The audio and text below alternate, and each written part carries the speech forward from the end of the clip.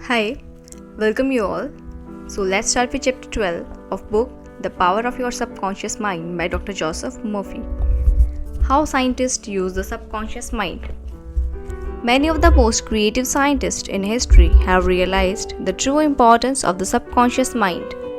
Edison, Marconi, Einstein, and many others have used the subconscious mind to give them the insight and the know-how to bring about their great achievements. The ability to bring into action the power of your subconscious mind is the only one of the most important factors in determining the success of great scientific and research workers. One of the most amazing examples of this can be found in the life of the celebrated chemist Frederick von Stendronis. He had been struggling for a long time to understand the chemical structure of hydrocarbon called benzene. This is a compound that contains 6 atoms of carbon and 6 of hydrogen. Stradonitz was constantly perplexed by the problem. All his efforts seemed to lead nowhere. Unable to solve the riddle, tired and exhausted, Stradonitz turned the matter over completely to his subconscious mind. Shortly afterward, as he was about to board a London bus, his subconscious presented his conscious mind with a sudden flash. In his mind, Stradonitz saw the image of snake biting its own tail and turning around like a pinwheel. This message from his subconscious mind inspired him to orient his search in a different direction. Soon he arrived at a long-sought answer, the circular arrangement of atoms that is known as the benzene ring. How a distinguished scientist brought forth his invention. Nikola Tesla was a brilliant pioneer in the field of electricity. The Tesla coil, an exhibit in science museums that is always a favorite with children, was only one of his inventions. This is a charged metal sphere. When someone touches it, the static energy, electricity, makes his or her hair stand straight up. Tesla also experienced with the concept of broadcasting energy. His ideas on the topic are still considered revolutionary. Tesla was a convinced user of a power of the subconscious mind. Whenever he had an idea for a new invention or a new research direction, he would build it up in his imagination, then turn it over to his subconscious mind. He knew that his subconscious mind will reconstruct and reveal to his conscious mind all the parts needed for his manufacturing in concrete form. Through quietly contemplating every possible improvement, he wasted no time on correcting defects. He was able to give the technician working with him the perfect end product of his mind. In an interview, he said, "Invariably, my device worked as I imagined it should. In 20 years, there has not been a single exception."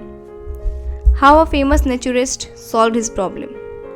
Professor Louis Agassiz of Harvard University was one of the most distinguished American naturalists of the 19th century. He discovered the great powers of his subconscious mind while he slept. The following example comes from a biography of Agassiz written by his widow. He had been for 2 weeks striving to decipher the somewhat obscure impression of a fossil fish on the stone slab in which it was preserved. Weary and perplexed, he put his work aside at last and tried to dismiss it from his mind. Shortly after, he walked one night, persuaded that while asleep he had seen his fish with all the missing features perfectly restored. But when he tried to hold and make fast the image, it escaped him. Nevertheless, he went early to the Jardin des Plantes, thinking that on looking anew at the impression, he should see something which would put him on the track of his vision. In vain, the blurred record was as black as ever. The next night, he saw the fish again, but with no more satisfactory result. When he awoke, it disappeared from his memory as before. Hoping that the same experience might be repeated, on the third night, he placed a pencil and paper beside his bed before going to sleep. Accordingly, toward morning, the fish reappeared in his dream, confusedly at first, but at last, with such distinctness that he had no longer any doubt as to its geological characters. Still half dreaming in perfect darkness, he traced these characters on the sheet of paper at the bed sheet. In the morning, he was surprised to see in his nocturnal sketch features which he thought is impossible the fossil fuel should reveal. He hastened to the Jardin des Plantes and with his drawing as a guide, succeeded in chiseling away the surface of the stone, under which portions of fish proved to be hidden. When wholly exposed it, corresponded with his dream and his drawing, and he succeeded in classifying it with ease. How an outstanding physician solved the problem of diabetes. In the 1920s, Dr. Frederick Banting, a brilliant Canadian physician and researcher, focused his attention on the ravages of diabetes. At that time, medical science offered no effective method of arresting the disease. Dr. Banting spent considerable time experimenting and studying the international literature on the subject. But every path he explored seemed to be dead end. One night, exhausted by still another long day of what seemed to be wasted efforts, he fell asleep. While he lay sleeping, his subconscious mind instructed him to extract the residue from the degenerated pancreatic duct of dogs. This inspiration led him to the discovery of insulin, which has helped countless millions of people since. You will note that Dr. Banting had been consciously dwelling on the problem for some time, seeking a solution, a way out. His subconscious responded accordingly. It does not follow that you will always get an answer overnight. The answer may not come for some time. Do not be discouraged. Keep on turning the problem over every night to the subconscious mind prior to sleep, as if you had never done it before. If you continue to experience a delay in arriving at the solution, maybe you are thinking of the question you are presenting to your subconscious mind as a major one that will take a long time to solve. This would not be surprising. We are usually tempted to believe our problems are difficult. If they weren't, there wouldn't be problems. However, this is a mistake. Your subconscious mind is timeless and spaceless. Go to sleep believing you have the answer now. Do not postulate that the answer will have to wait to come to you in the future. Have an abiding faith in the outcome. Become convinced now, as you read this book, that there is an answer and a perfect solution for you. How a scientist escaped from a Soviet concentration camp.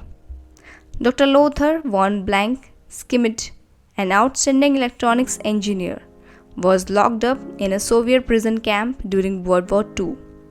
He credits his survival and eventual escape to freedom to the power of his subconscious mind. I was a prisoner of war in a coal mine in Russia, and I saw men dying all around me in that prison compound. We were watched over by brutal guards, arrogant officers, and sharp, fast-thinking commissioners. After a short medical checkup, a quota of coal was assigned to each person. My quota was 300 pounds per day. In case any man did not fill his quota, his small food ration was cut down, and in a short time he was resting in the cemetery. I started concentrating on my escape. I knew that my subconscious mind would somehow find a way. My home in Germany was destroyed. My family wiped out.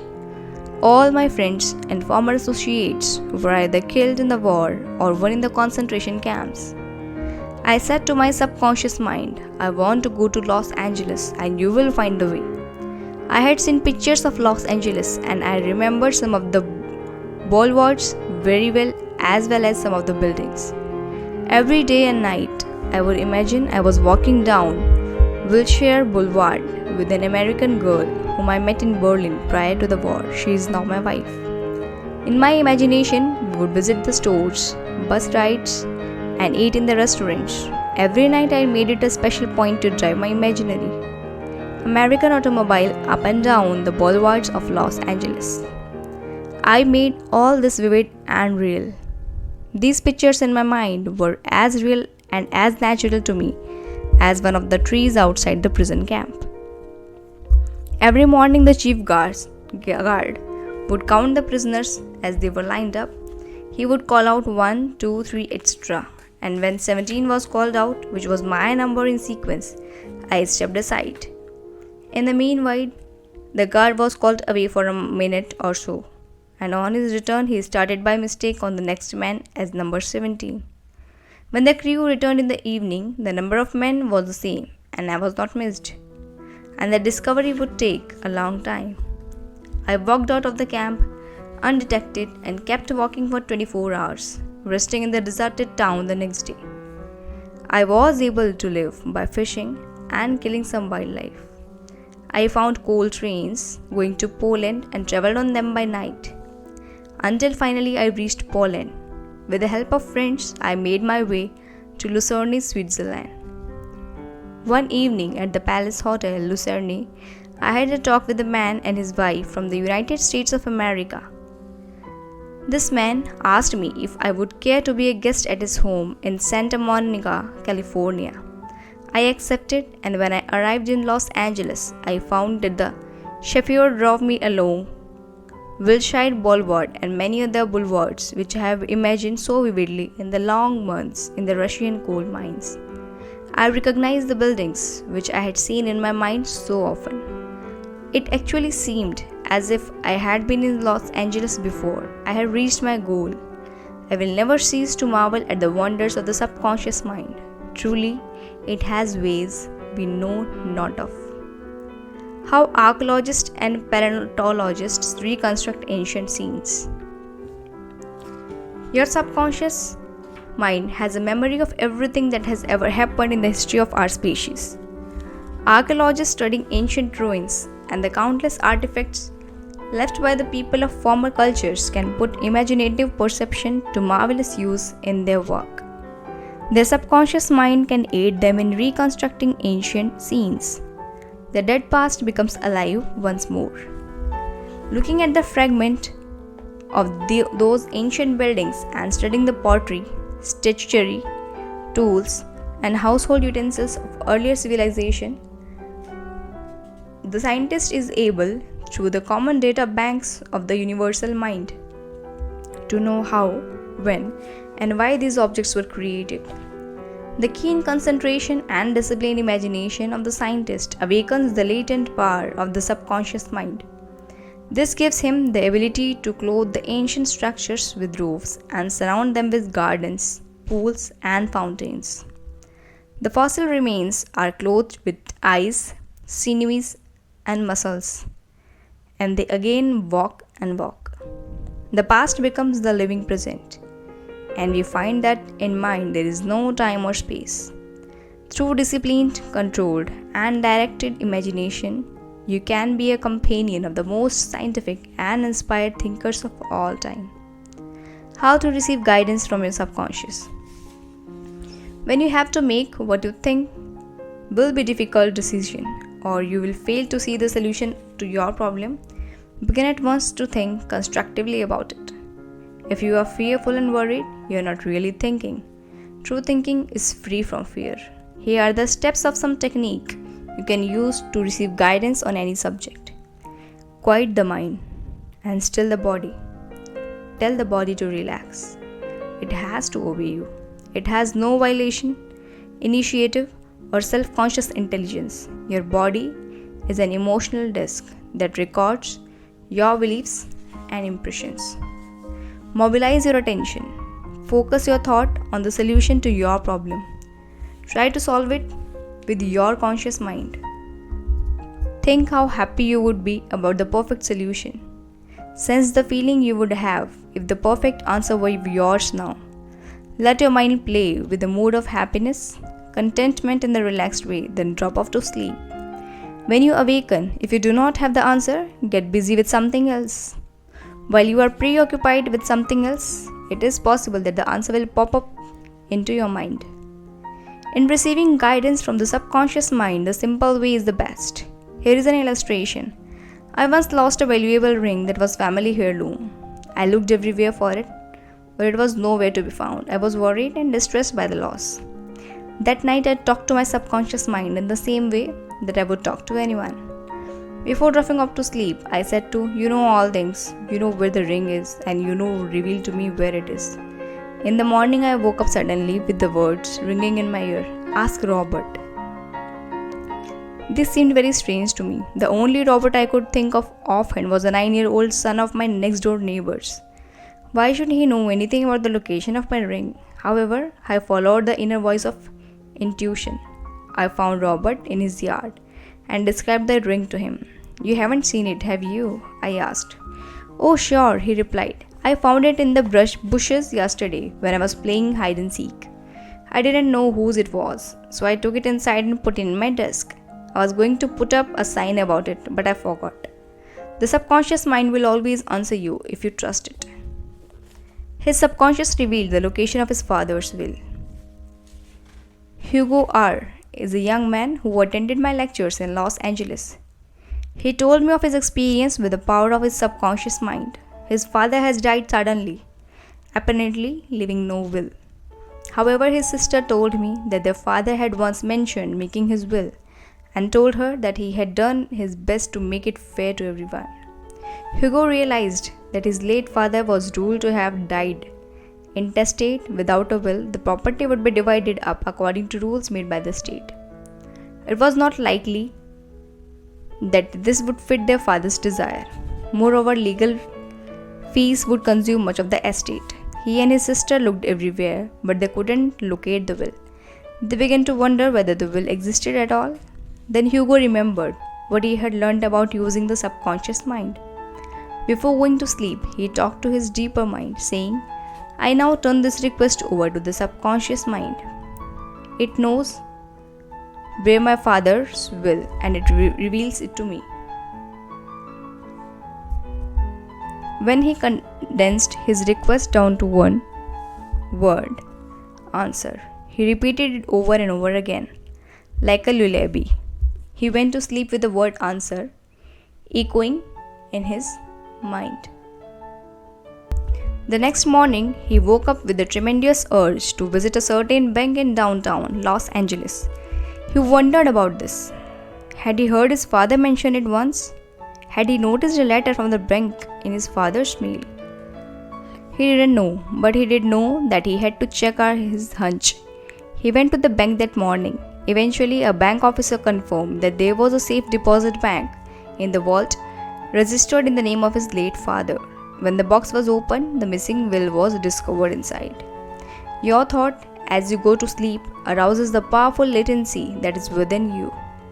Suppose you are wondering if you should sell your home, buy a certain stock, sever a partnership, move to New York or stay in Los Angeles, dissolve the present contract or take a new one. Do this. Sit quietly in your armchair or the desk in your office. Remember that there is a universal law of action and reaction. The action is your thought.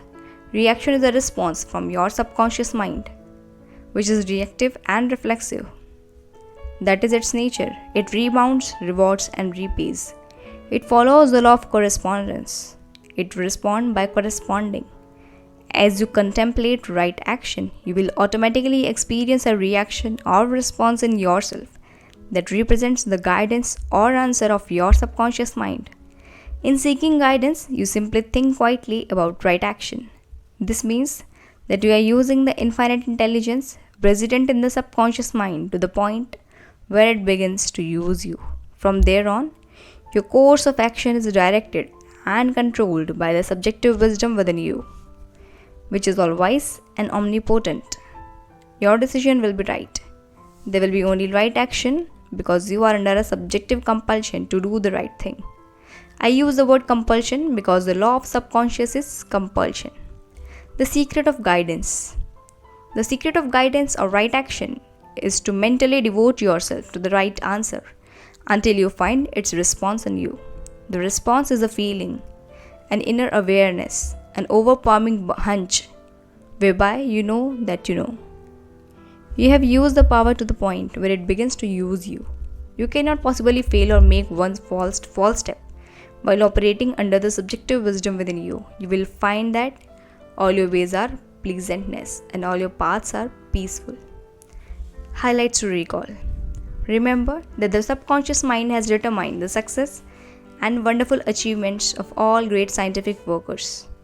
By giving your conscious attention and devotion to the solution of a perplexing problem, your subconscious mind gathers all the necessary information and presents it fully blown to the conscious mind. If you are wondering about the answer to a problem, try to solve it objectively. Get all the information you can from research and also from others. If no answer comes, turn it over to your subconscious mind prior to sleep. And the answer always comes. It never fails. You do not always get the answer overnight.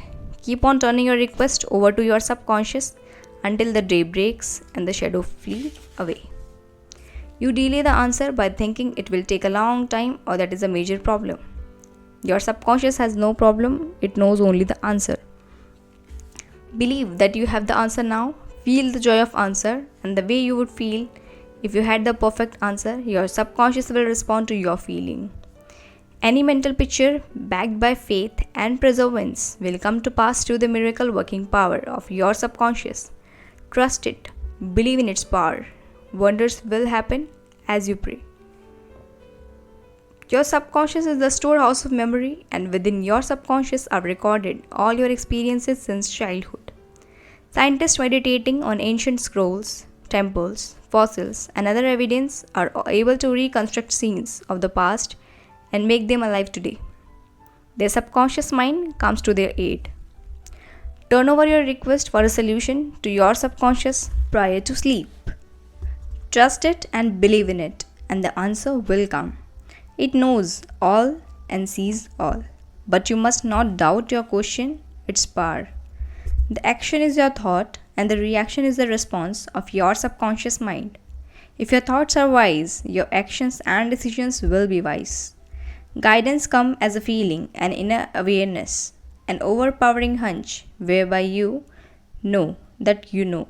It is an inner sense of touch. Follow it with the simplicity of faith. Thank you.